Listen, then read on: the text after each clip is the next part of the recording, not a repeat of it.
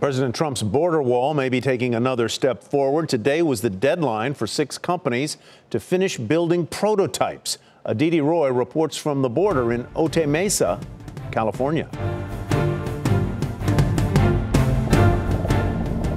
For the last 30 days, construction trucks have been humming, the cranes have soared, and workers have been buzzing around this otherwise desolate, dusty part of Otay Mesa, California. It's 2 miles from the border crossing with Mexico. And the project they've been working on, building 8 versions of the border wall of the future. We will build a great wall along the southern border. One that fulfills President Trump's vision he spoke so frequently about on the campaign trail. The 6 construction companies behind these 8 prototypes are W.G. Yates & Sons, Elton North America, Cadell, Texas Sterling, KWR Construction, and Fisher Sand and Gravel Company. They were awarded contracts between $300,000 and $500,000 and were chosen among hundreds of applicants.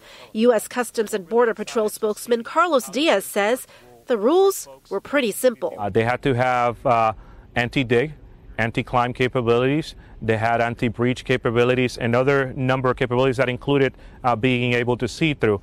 The reason? As of 2 months ago, there were nearly 290,000 Border Patrol apprehensions nationwide so far this year. Last year, there were more than 415,000. We got an up-close look at the current border wall with holes in places it had been breached. Those visible marks now guiding enforcement agents as they get ready to test the prototypes. We're going to be looking at the type of breaches that we see throughout the southwest border. We're going to be looking at techniques. The prototypes are between 18 to 30 feet high. Compare that to the existing wall back there. That's between 8 to 10 feet high. Ultimately, it's about making the most secure wall possible. We're always trying to find ways to defeat and to deter those folks from crossing to this side.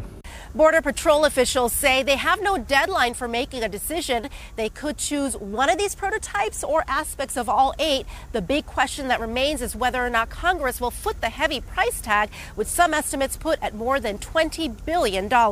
For Nightly Business Report, I'm Aditi Roy, Otay Mesa, California.